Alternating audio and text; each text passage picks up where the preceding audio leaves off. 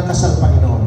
Kasamang nanalangin, kasamang nag-desire na ang buhay ng bagong kasal ay magtatagumpay, masaya, mananagana, uunlad at pagpalain ng Panginoon, dadalhin ng Panginoon sa malayong estado ng buhay, malayong lugar, at malayo ang marating sa kanila, Panginoon.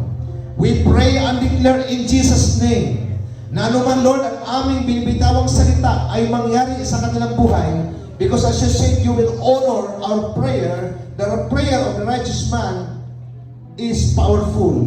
Kaya, Lord, sa hapong ito, Panginoon, nagkakaisa kaming lahat na pagpalain mo ang bagong kasal sa pagbuo ng isang masaya, matahimik at matagumpay na pamilya.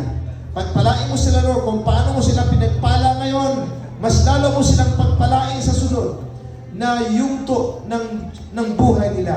I-bless mo ang kanilang pagsasama. Magkaroon sila ng mga anak na may takot sa iyo, mga anak na mabait, masunurin, matalino, magalang, at maging inspiration sa kanilang pagsasama.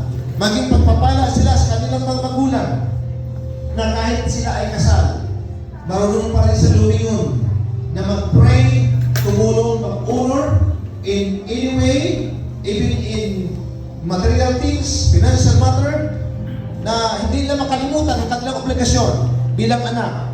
Na kahit sila ay nagbuo ng sariling pamilya, pero meron silang obligasyon at meron silang patungkulin, Panginoon, na lumingon at tulungan ang kanilang mga magulang, mga kapatid.